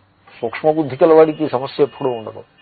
మన మహాత్ములు ఉన్నారే, సమ్టైమ్స్ నేను ఆశ్చర్యపోతాను. ఈ మహాత్ములు వీళ్ళు ప్రపంచంలోని రిలిజియన్స్ అన్నింటినీ కూడా వీళ్ళు అదేంటే భీముడికి విషం పెడితే విషాన్ని కూడా అరిగించేసుకున్నట్టు ఆయన, అంతటి జఠరాగ్ని పవర్. అలాగే మన మహాత్ముల యొక్క ఆధ్యాత్మిక శక్తి అంతటిది అంటే ఏ మతం వచ్చినా వీళ్ళు బ్లెస్ చేసి ఆ మతాన్ని కూడా తమలో అరిగించేసుకుంటారు. రామకృష్ణ పరమహంసలా, దట్ ఈస్ దేర్ గ్లోరీ. ఏ మతాన్ని మీరు ప్రపంచంలో, నేను ఇజ్రాయెల్లో జ్యూస్ చూశాను, for them Hinduism the just can't handle. Christians ఉన్నారా, జ్యూస్ క్రిస్టియన్స్ పొలిటికల్ గా they are very close, but as religious people they hate each other. ఇంకా ఇస్లాం సంగతి లెస్ అండ్ బెటర్. సో వాళ్ళు హ్యాండిల్ చేయలేరు. వెరస్ మీరు భారతదేశానికి రండి, మన మహాత్ములను చూడండి, what a glorious tradition. Ramakrishna Paramahamsa అన్ని మతాలని ఆయన అరిగించేసుకున్నారు ఆయన. అలాగే సాయిబాబా గారు కూడా అన్ని మతాలని తనలో ఆయన హీ హాజ్ అసిమిలేటెడ్ ఆల్. మలయాళ స్వామి అంతే. వీళ్ళకి ఇంకో మతం వాడిని చూస్తే అసలు ఆ మనస్సులో వ్యతిరేక బుద్ధే కలగదు. They love him with equal felicity. ఆ ఫ్రీడమ్ ఎంత గొప్ప ఫ్రీడమ్ అది. అదే ఇతర మతాల్లో మీకు అటువంటి మహాత్ములు ఉన్నారా? సామాన్య జనుల్ని తీసి పక్కన పెట్టండి. సామాన్య జనులు కూడా హిందువులు అతి సహజంగా ఇతర మతాల వాళ్ళని ఆనందంగా రెస్పెక్ట్ చేసేస్తారు. వాళ్ళు they don't find difficulty, because ఆ మహాత్ముల యొక్క పరంపర అలాంటిది. వేరే ఇతర మతాల్లో he has to struggle very hard to overcome that natural hostility. ఇతర మతం వాడిని చూసేప్పటికి వీడికి కొంత కడుపు మంట వస్తుంది. అది ఓవర్కమ్ సివిక్ సెన్స్ ఉండబట్టి, సివిలియన్ సొసైటీ యొక్క సంస్కార బలం చేత ఆ హాస్టిలిటీని ఓవర్కమ్ చేసి వాడు హలో సార్ అని నవ్వాల్సి ఉంటుంది. వెరాజ్ మన హిందూ సమాజంలో ఆ ఇబ్బంది లేదు. కారణం ఏంటంటే ఆ మహాత్ముల యొక్క ఆదర్శం అట్టిది.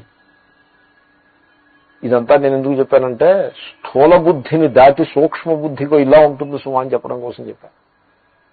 స్థూల బుద్ధి సరికాదు. సూక్ష్మంగా తత్వాన్ని విచారం చేయాల్సి ఉంటుంది. ఈశ్వరుడు సర్వవ్యాపకుడు అనేప్పటికీ తక్కువని గ్రహించడం చేతనవ్వాలి. హృదయంలో ఈశ్వరుడు ఉన్నాడు అనే మాత్రం తక్కువని గ్రహించడం చేతనవ్వాలి. అప్పుడు దేవాలయంలో అక్కడ గర్భగుడిలో దేవుడు ఉన్నాడు అంటే he can happily handle it. He doesn't have any problem with it. ఎందుకంటే సూక్ష్మంలో స్థూలం అంతర్గతం అయిపోతుంది. స్థూలం విడిగా మిగిలి ఉండదు. ఇట్ కెన్ అసిమిలేట్ స్థూల. వెరాజ్ స్థూలము సూక్ష్మాన్ని అసిమిలేట్ చేసుకోలేదు. కొంతమంది ఆచార్యులు సూక్ష్మ బుద్ధికి స్వస్తి చెప్పి స్థూలాన్ని బాగా ప్రమోట్ చేసి తద్వారా సమాజానికి ఒక రకమైనటువంటి అన్యాయం చేశారని నేను అనుకుంటూ ఉంటాను. సో స్థూల బుద్ధి ఉంటుంది సమాజంలో, ప్రతివాడికి మనలో కూడా ఉంటుంది స్థూల బుద్ధి. కానీ సూక్ష్మ బుద్ధిని, సూక్ష్మంగా తత్వాన్ని దర్శించడం అలవాటు చేసుకుంటే స్థూల is nicely reconciled and assimilated. లేకపోతే సూక్ష్మ బుద్ధి లేకపోతే ఈ స్థూల బుద్ధి గలవాడికి అనేక కాన్సెప్ట్స్ అజీర్ణి, he can't assimilate, he cannot handle. So మనిషికి ఆ ఫ్రీడమ్ ఉండదు. కాబట్టి సో ఏదో నేను ఒక ధోరణిలో చెప్పాను. సో స్థూలంగా చూడకూడదు. నహి హస్తేనేవ ధనుష ఆయమనమిహ సంభవతి. సరే, తద్భావగతేన తస్మిన్ బ్రహ్మణి అక్షరే లక్ష్యే భావనా భావ తద్గతేన చేతసా. అది చాలా ముఖ్యమైన పాయింట్. ఆ మనస్సు ఎటువంటి మనస్సు అయి ఉండాలంటే తద్భావగతేన చేతస. ఆ మనస్సు తత్ అంటే పరబ్రహ్మ, అక్షర పరబ్రహ్మ. ఆ అక్షర పరబ్రహ్మ యందు భావమును పొందినదై ఉండాలి. గత అంటే పొందుట. సో భావమును పొందినదై ఉండాలి. భావన భావన భావ. భావ అనే పదానికి భావన అని అర్థం చెప్పారు. భావన అనేదానికి ఇంకా ఆయన ఇంకేమర్థం చెప్పలేరు. సో భావన అంటే సో మనకి we have the capacity to know and also capacity to feel. So ఆ ఫీల్ కెపాసిటీకి భావ అని పేరు. ఇప్పుడు సపోజ్ ఇది చూడండి, 5 17 65 సారీ 65 85 5 17 85 తెలిసిందా మీకు? నేను ఇప్పుడు అన్నమాట అర్థమైంది. 5 into 17 = 85. You know that, right? That is the capacity to know, right? తర్వాత చూడండి, హనుమంతుడు సీతాదేవిని చూడటానికి ప్రయత్నిస్తూ తెల్లవారుజామున 4 అయ్యేప్పటికీ కూడా ఆమె దర్శనం కాకపోతే హృదయంలో విలవలలాడిపోతాడు. సీతాదేవి దర్శనమే కాకుండా తెల్లారిపోతే నా ప్రయత్నం అంతా కూడా వ్యర్థమైపోతుంది అని ఆయన కళ్ళమ్మని నీళ్లు పెట్టేస్తుంది. ఆత్మహత్యన చేసుకోవాల్సి ఉంటుంది కానీ సీతాదేవిని చూడకుండా వెనక్కి వెళ్ళడానికి వీలు లేదు అని పాపం మనస్సులో చాలా దుఃఖపడతాడు. ఇంతట్లోకి ఎదుర్కొండగా అశోకవనం కనపడితే ఆ అశోక వృక్షాలని చూసిన వెంటనే ఆయన కనిపిస్తుంది, ఆయన శోకాన్ని అవి తీసేసేయన్నట్టుగా ఆ అశోక వన దర్శనమే అశోక స్థితి వచ్చేస్తుంది ఆయనకి. ఆ శోకాన్ని పోగొట్టేసేయన్నట్టుగా ఆయనకి వెంటనే ఒక స్ఫూర్తి కలుగుతుంది మనస్సులోంచి. That inner voice speaks. ఆ ఇన్నర్ వాయిస్ ఏమని చెప్తుందంటే బహుశా ఈవిడ అశోకవనంలో ఉంటుంది అని చెప్తుంది. వెంటనే ఈ ప్రాసాదాలని, ఈ మంచి డెవలప్డ్ సిటీని వెనక్కి విదిలిపెట్టేసి వెంటనే అశోకవనంలోకి వెళ్తాడు.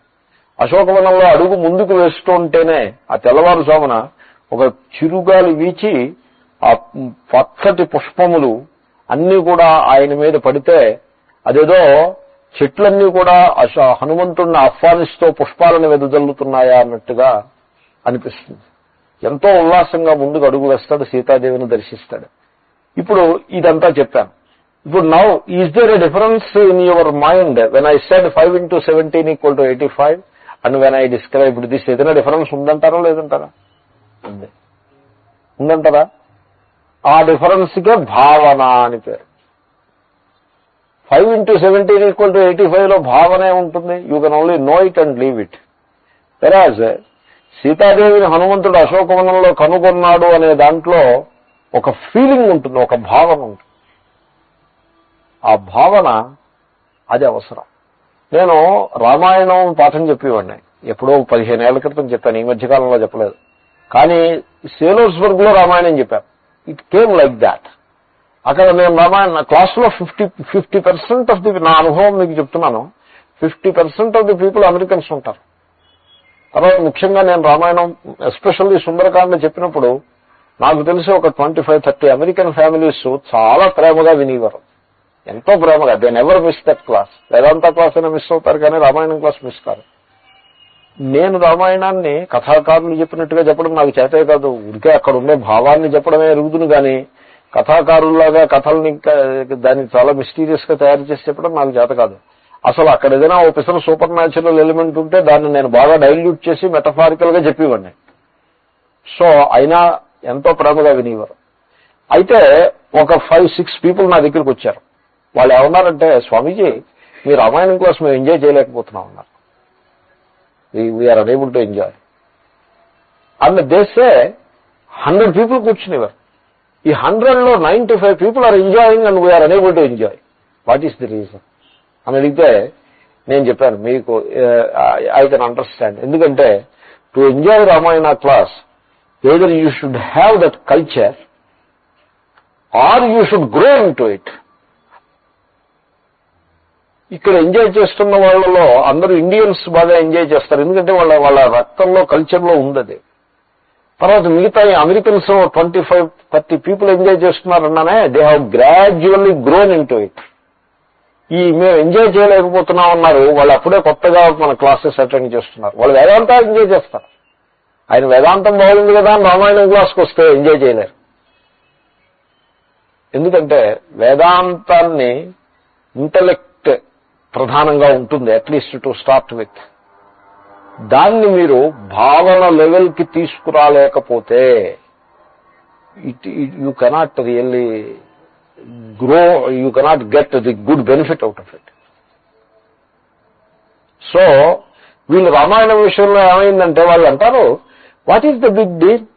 They went to forest and one villain has kidnapped her and so Rama tries to get her back. What is the big deal? అని అన్నాడు ఆయన. This is the problem. అక్కడ భావన సమస్య. అది ఆ రామాయణాన్ని ఇంటలెక్ట్ తోటి పరిశీలించేసేస్తే మీకు దాంట్లో ఏమీ కనపడదు సారం. దాన్ని భావనతోటి మీరు దర్శించడం చేతనవ్వాలి. ఈ భావనకే భక్తి అని పేరు. నేనంటాను, ముందు అసలు భావన అనే అర్థం చేసుకుని భక్తి అనే పేరు తర్వాత పెట్టచ్చు.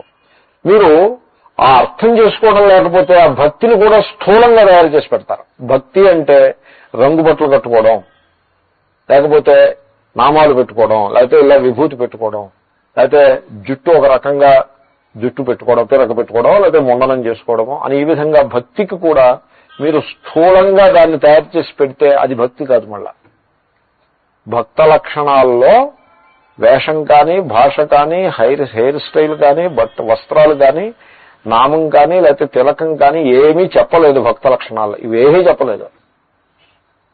భక్త లక్షణాల్లో భావనే చెప్పారు. అద్వేష్ట సర్వభూతానాం, నీ భావనని నువ్వు రక్షించుకోమని చెప్పారు. ఆ భావనని ద్వేషము, కోపము, ఫ్రస్ట్రేషన్ ఉంటే అది, గ్రీవెన్సెస్, ఇవన్నీ కూడా ఆ భావనని కలుషితం చేసేస్తాయి. సో మధురమైన పదార్థంలో ఏదో ఓ విషబిందువును వేసినట్టు అయిపోతుంది. ఆ భావన చెడిపోతుంది. భావన చెడి మీరు దాన్ని బిల్డప్ చేయడం కష్టం, చెడగొట్టడం తేలిక. కాబట్టి మీరు మీ భావనని పరిరక్షించుకోండి. అద్వేష్ట సర్వభూతానాం, ద్వేషం అనేది దగ్గరికి రానివ్వద్దు, కోపాన్ని దగ్గరికి రానివ్వద్దు. మీ భావన ఈజ్ ఎ వెల్త్, అదొక పెద్ద సంపద. ఆ సంపదను మీరు కాపాడుకోండి. మైత్ర కరుణ ఏవచ, మనతో సమానమైన వాడిని చూసినప్పుడు స్నేహభావంతో, ప్రేమభావంతో వ్యవహారం చేయండి. ఎవరైనా దురదృష్టవంతుడిని చూస్తే దయను కలిగి ఉండండి. ఈ విధంగా ఆ భావనని పరిరక్షించుకుంటేనే భక్తి మీకు మిగులుతుంది. లేకపోతే ఊరికే నామాలో లేకపోతే అడ్డగీతలో మిగులుతాయి, శాలువాలు మిగులుతాయి, శాలువాల మీద ప్రింట్లు మిగులుతాయి, అంతే. భావన ఉండదు. భావన లేనిదే భక్తుని వేషం మీకు మిగలొచ్చు కానీ భక్తి మిగలదు. కాబట్టి ఆ భావనని చాలా భద్రంగా పదిలపరుచుకోవాలి. అందుకోసమే రామాయణం అని, భాగవతం అని. భాగవతానికి అంత ప్రాధాన్యం ఎందుకు? సేమ్ ఇదే వేదాంతం అక్కడ చెప్తారు. రఘుగణ జడభరత సంవాదము అని ఉంటుంది. జడభరతుడనే మహాత్ముడు ఆ అమాయకుల్లో ఉంటాడు. ఈ రఘుగణుడు మహారాజు, చాలా గొప్ప వృత్తాంత కథ. I personally love that story. ఈ మహారాజుకి పల్లకి మోసేందుకు మనిషి తక్కువ అవుతాడు. తక్కువైతే ఇతను దిట్టంగా ఉంటాడు ఈ భరతుడు. ఎందుకంటే మనస్సు ప్రసన్నంగా ఉంటే మనిషి దిట్టంగా ఉంటాడని చెప్పాను కదా నిన్న. సో ఆ భరతుడిని పిలిచి జడభరతుడు అంటారు ఆయన. ఎందుకంటే ముద్దులో ఉంటాడు కనుక, ముద్దులో కనబడతాడు కనుక ఆ జరభరతుల్ని పల్లకి కింద పెడతారు మోయడానికి. పెడితే మోస్తూ ఉంటాడు. ఏం పోలేం వద్దని ఇంట్లో నష్టం వచ్చింది, కొంచెం ఒళ్ళైనా తగ్గుతుందని మోస్తూ ఉంటాడు. మోస్తూ ఉంటే ఆ అడుగు సరిగ్గా వేయడం చేత కాదు. ఎందుకంటే పల్లకి మోయడానికి నలుగురితో కలిసి అడుగు వేయాలిగా. దాంతో పల్లకి ఇటు అటు ఊగుతుంది. ఆ లోపల కూర్చుని ఉంటాడు చక్రవర్తి రహుగణుడు. ఆయన అడుగుతాడు భరతుని, ఏమిటి అలా ఊగుతోంది ఏమిట్రా అని అడుగుతాడు. అడిగితే వీడికి కొత్తగా వచ్చాడండి, వీడికి మోయడం సరిగ్గా చేత కావట్లేదు అని వీళ్ళు చెప్తారు. చెప్తే ఆయన ఇలా తొంగి చూసి, ఏమయ్యా చూడడానికి బాగానే ఉన్నావే దిట్టంగానో, నేను సరిగ్గా మోయలేవా ఏమిటనుకుంటున్నావు, నేను చక్రవర్తిని, నీకు శిక్ష కూడా వేయగలను, కూలి తీసుకుంటున్నప్పుడు మోసి పని జాగ్రత్తగా చేయాలి కదా, సరిగ్గా పోయి అని అంటాడు. అంటే ఈయనేం మాట్లాడు. ఇంకా ప్రొవోక్ చేస్తాడు అతను, ఏదో ప్రొవోక్ చేస్తాడు. ప్రొవోక్ చేస్తే ఒక్క మాట అంటాడు.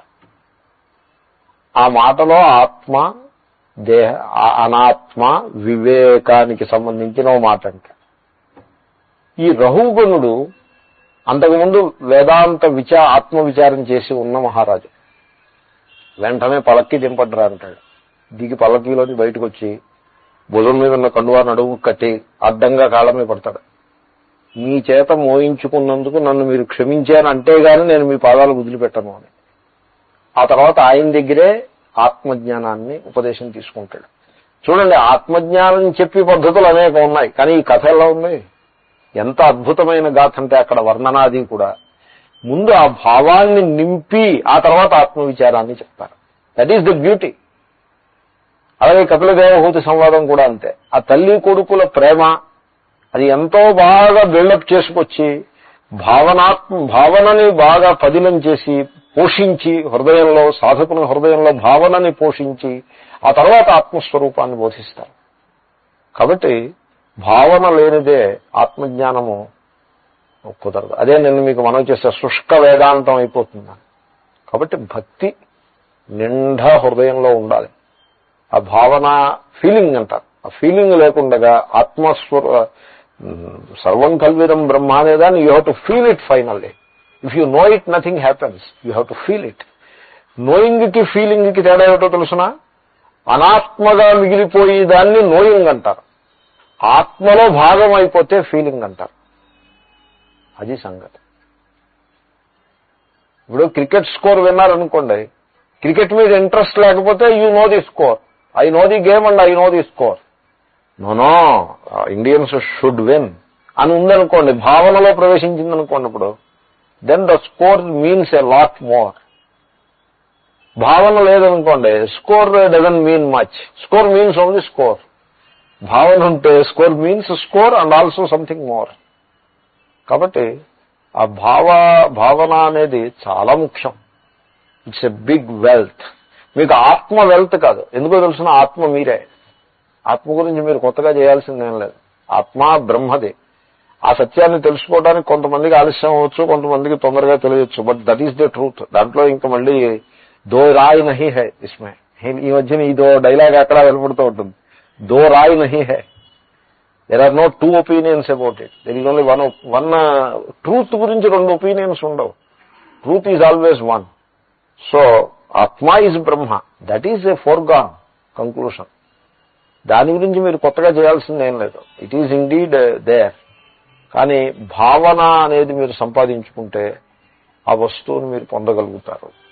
కాబట్టి భావగతేన చేతస, ఇంకా అంతకంటే ఎక్కువ ఎక్స్ప్లెనేషన్ ఏం లేదు దానికి. తర్వాత లక్ష్యం తదేవ యథోక్త లక్షణం అక్షరం సౌమ్య విద్ధి. అదే. సో తదేవాక్షరం లక్ష్యం తదేవాక్షరం సౌమ్య విద్ధి. సరే, మనస్సుని ఈ విధంగా బాణంలాగా తయారు చేసాం, ధనస్సు అన్నాం, టార్గెట్. ఇంతకీ టార్గెట్ ఏమిటి, లక్ష్యం ఏమిటి చెప్పాలి కదా మెటఫర్లో. వాట్ ఈజ్ లక్ష్యం? తదేవ అక్షరం లక్ష్యం విద్ధి.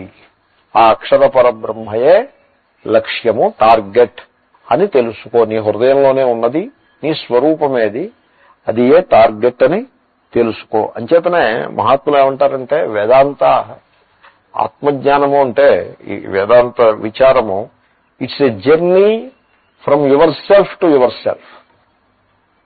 That's all. కాబట్టి లక్ష్యము మీరే, టార్గెట్ ఇచ్చే సాధకుడు మీరే, సాధన మీరే, అన్నీ మీరే. Is a very interesting journey. అంచేతనే అనధ్వగా అధ్వసు పారయిష్టవ. It's a journey which is not a journey, it's a pathless journey అన్నారు. అనధ్వగా, అడుగు వేసి నడిచింది లేదు మార్గం మీద. అధ్వసు పారయిష్ణవ, మార్గాన్నంతని కూడా అతిక్రమించేశారు. So it's a journey without a path, without moment, without physical moment. I mean it's a journey from your self to your self. You have to replace the self love with the love of the self.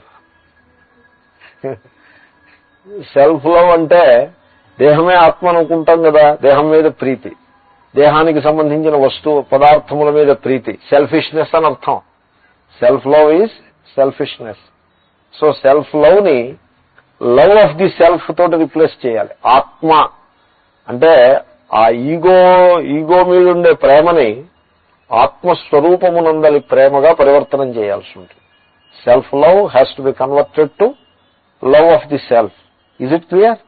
So అటువంటి journey ఇది. ఈ లక్ష్యము కూడా మీ హృదయంలోనే ఆత్మరూపంగా ఉన్నది. యథోక్త లక్షణం, దాని లక్షణాలను విస్తారంగా ఇంతకు ముందు చెప్పడం అయింది. విద్ధి తెలుసుకో. తర్వాత మంత్రం. ప్రణవో ధను శరో హ్యాత్మా బ్రహ్మతల్లక్ష్యముచ్యతే అప్రమత్తేన వేద్ధవ్యం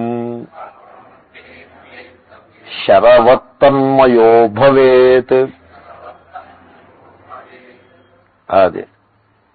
సో ధనస్ ఇప్పుడు మెటఫర్లో చెప్పారు అంతాను. ఇప్పుడు ఆ మెటఫర్ని రివీల్ చేస్తున్నారు. మెటఫర్లో చెప్తారు, మెటఫర్ని రివీల్ చేస్తారు, మెటఫర్ని ఎక్స్ప్లెయిన్ చేస్తున్నారు. ఏమిటి ధనస్సు? ఏమిటి? ఓంకారమే ధనస్సు. ప్రణవ.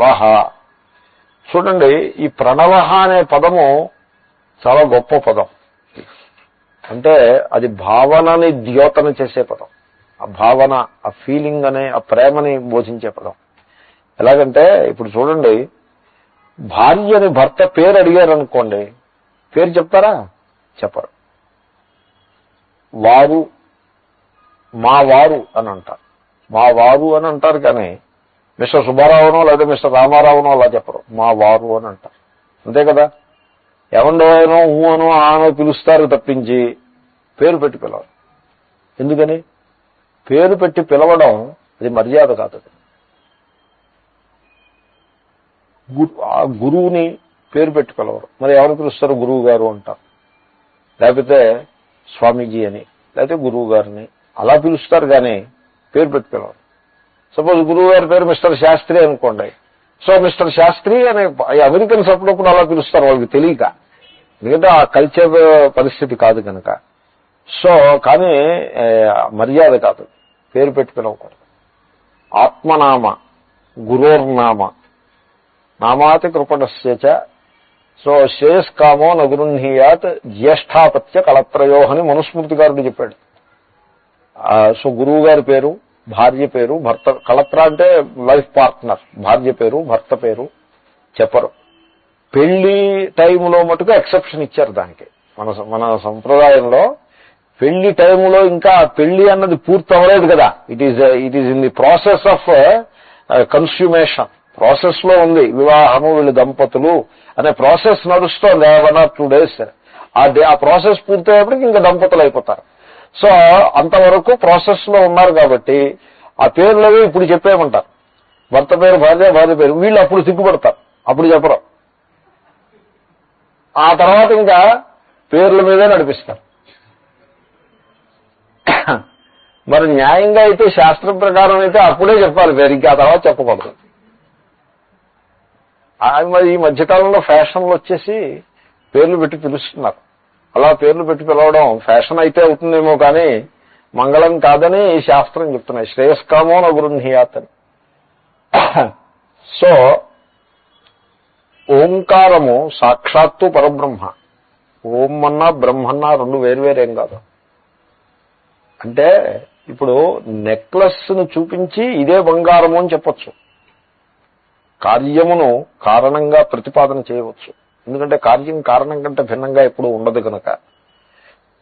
అదే రకంగా ఓం అనే శబ్దము ఆ శబ్దశక్తికి మూలంలో ఉండే అక్షర పరబ్రహ్మకి ప్రతీక. Directly symbol it is. So ఓంను చూపించి ఇదే పరబ్రహ్మ అని చెప్పొచ్చు, చెప్తారలాగా. సో మీకు కఠోపనిషత్తులో శ్లోకం ఉంటుంది, చాలా గొప్ప శ్లోకం. దాంట్లో అక్కడ ఏమంటారంటే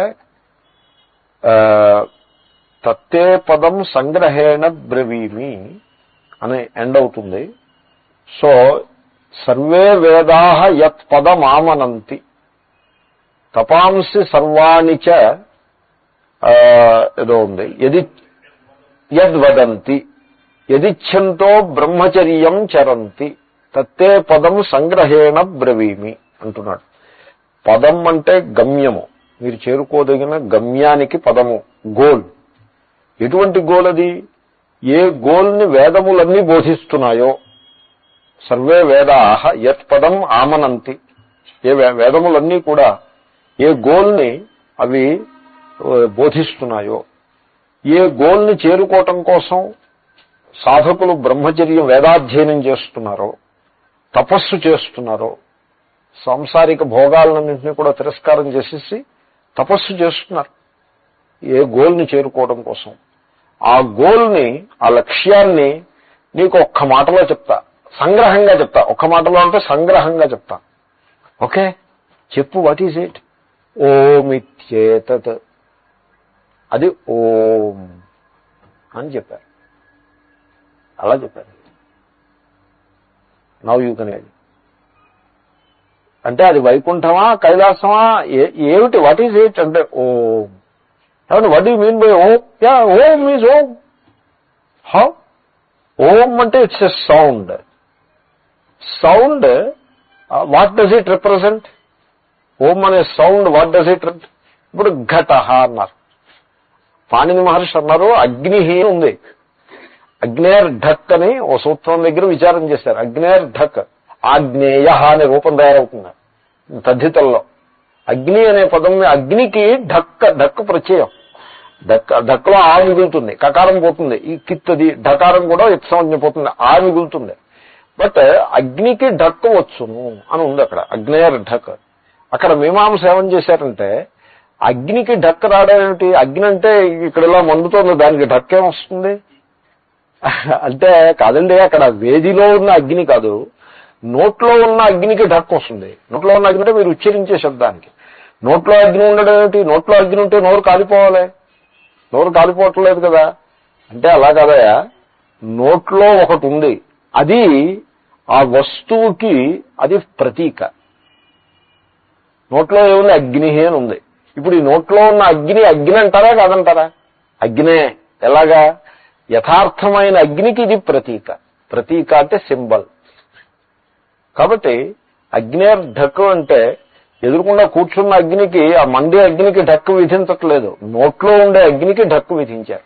మరి ఈ నోట్లో ఉండే అగ్నికి బయట నుండే అగ్నికి సంబంధం ఏమిటి అంటే ఈ నోట్లో ఉండే అగ్ని బయట నుండే అగ్నికి సింబల్.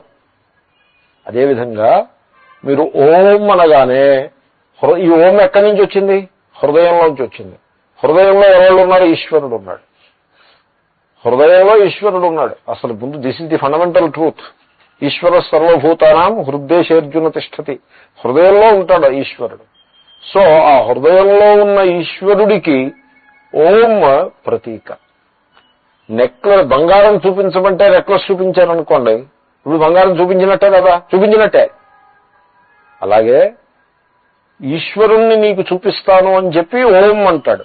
అంటే నువ్వు నెక్లెస్ చూసి అదేమిటండి నెక్లెస్ చూపించారు బంగారం చూపించమంటే అని అడిగావనుకో, దెన్ యూ కెనాట్ సీ బంగారం ఎట్ ఆల్. నీకు బంగారం చూసే యోగ్యత లేకుండా పోతుంది. ఆ సూక్ష్మ దృష్టి ఉండాలి. అలాగే ఓం అని ఎప్పుడైతే అన్నామో ఆ ఓంకారం యొక్క స్వరూపం వాడికి తెలిస్తే ఓం అనగానే వాడికి ఈశ్వర సాక్షాత్కారం అయిపోతుంది. అంతే. Om is such a powerful cosmic sound it is. Om అని మీరు ఉచ్చరిస్తే ఒక పద్ధతిలో కూర్చుని, ప్రారంభంలో కూర్చోవడం అది కొంచెం డిసిప్లిన్ కోసం, మీకు బాగా డిసిప్లిన్ అలవాటు అయిపోయిన తర్వాత కూర్చుని అన్నా పర్వాలేదు, నిలబడి అన్నా పర్వాలేదు, ఎలా అన్నా కూడా అదే ఎఫెక్ట్ ఉంటుంది. ఆ ఎఫెక్ట్ ఏమిటంటే మనస్సు విలీనం అయిపోతుంది అంతే. మనస్సు it will not move any further while you are saying Om. It is an effect, it puts an end effectively to the movement of the mind. And once mind movement ఆగిపోయింది అనుకోండి, అర్థం ఏంటంటే పరబ్రహ్మలో విలీనం అయిపోయిందని అర్థం. Therefore Om is the cosmic sound. Om is not a Sanskrit word. It's a cosmic sound. It is the sound of creation. It is the sound of the universe. It is a sound which is a direct symbol of Ishvara. Aa Om adi, that is the Guru. That is the Ishvara. And so, దాన్ని బొడ్డు కోసి పేరు పెట్టారని అంటారు. ఎప్పుడైనా విన్నారా మీరు? పేరు చెప్తే ఆయన ఎవరు అంటే ఆయన ఫలానా అని పేరు చెప్పారనుకోండి మీరు, అప్పుడు పక్కన ఎవరైనా పెద్దవాళ్ళు ఉంటే పేరు చెప్పేస్తున్నాడు, బొడ్డు కోసి పేరు పెట్టాడు వీడు అని కోప్పడతారు. అవును, విన్నారా మీరు అలాగా? అలాగే ఓంని బొడ్డు కోసి పేరు పెట్టినట్టుగా ఓం ఓం అని అనరు, దానికి ఓ పేరు పెడతారు. ఓం ఈజ్ ఏ గాడ్స్ నేమ్. ఈశ్వరుడికి పేరు, ఆ పేరుకి మరో పేరు, దాని ఎందుండే ఆదరభావం చేత. ఆ పేరు ఏమిటంటే ప్రణవ. అది సంగతి. కాబట్టి ప్రణవ అన్నది what is it? It's a name. Name of what? It is the name of Ishwara. ఇప్పుడు అమ్మగారిని అడిగారనుకో, ఏమండి మీ భర్త పేరు ఏమిటని అడిగారనుకో, పేరు చెప్పవండి. అలాగా పేరు చెప్పరు, భర్త పేరు చెప్పరు. ఓకే, ఎవరి పేరు చెప్పరు మీరు అని అడిగారు అనుకోండి, ఎవరి పేరు చెప్పకూడదో వారి పేరే చెప్పము అని అంటారు, కానీ పేరు చెప్పరు. రైట్? సో ఆ విధంగా ఓం అని చెప్పరు. కఠోపనిషత్తులో చెప్పారంటే వేదం చెప్పిందండి, వేదమే చెప్పింది. చెప్పి దాన్ని ఇంకొంచెం రహస్యంగా దాచిపెట్టింది ప్రణవ అని. పతంజలి మహర్షి శృతి చెప్పిందంతే. పతంజలి మహర్షి మటుకు ఓం అని చెప్పలేదు ఆయన నోటంపట. తస్య వాచక ప్రణవ అని చెప్పాడు. ఎందుకంటే ఓం చెప్పడానికి ధైర్యం చాలదు. ప్రణవ అని అంటారు. ప్రణవ అనగానే మీకు తెలుసు అదేమిటో, దాన్ని మీరు భావం చేసుకుంటారు. మావారు అంటారు. మావారు పేరు ఒక ఆయన ఉన్నారండి, ఆయన్ని ఏది నిర్దేశిస్తుంది? సుబ్బారావు అని ఉందనుకోండి. Subbarao is what? It is the name of a gentleman. ఆ జెంట్లిమన్ ని అమ్మగారు ఏమంటారు? మావారు అని అంటారు. మావారు is the name of Subbarao, which is the name of the gentleman. అదనమాట. సో ఆ విధంగా ప్రణవ, తస్య వాచక ప్రణవ అంటే ఆదరాతిశయాన్ని సూచిస్తుంది.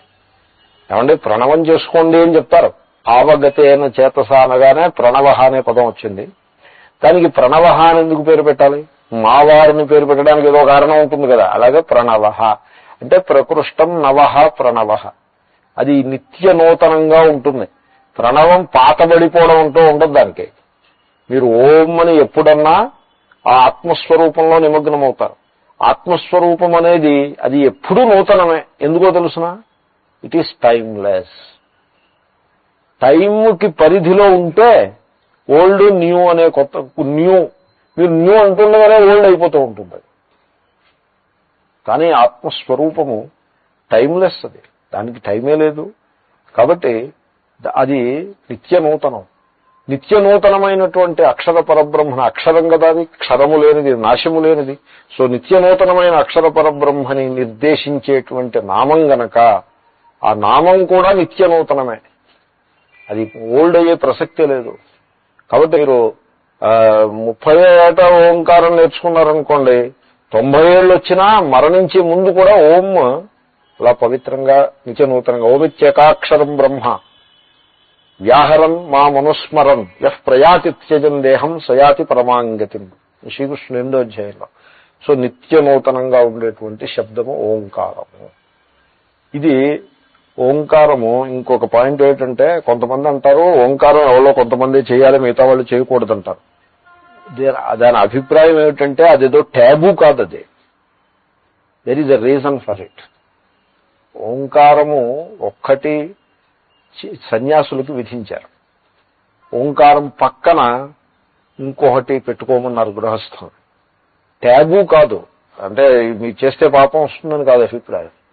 కేవలం ఓంకారం కనుక వాడు శ్రద్ధగా చేస్తే వాడికి సంసారమునందు విరక్తి పుట్టేస్తుంది, సంసారం నుంచి మనస్సు విలీనం అయిపోతుంది. ఎందుకంటే సంసారంలో సంచారం చేస్తూ ఉంటుంది మనస్సు.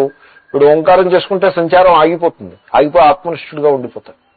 వీడు గృహస్థు కూడా ఓం ఓం అని ఓంకారం మొదలెట్టాడు అనుకోండి, వాడికి సంసారం ముందు విరక్తి పుట్టేసింది అనుకోండి, లేనిపోని ఇబ్బందులు వస్తాయని ఓం పెట్టి పక్కనే లక్ష్మీదేవనో లేకపోతే నారాయణనో ఏదో ఒకటి కూడా జత చేస్తే ఆ ఓంకారంతో పాటుగా ఒక సగుణ రూపం కూడా పక్కన పెడితే ఇంకా కొంతకాలం సంసారం చేసుకుందుకు అనుకూలంగా ఉంటుంది. అందుకోసమని కేవలం ఓంకారాన్ని గృహస్థులకి వద్దని చెప్పారు, ప్రేమతో వద్దని చెప్పారు, కరుణతో.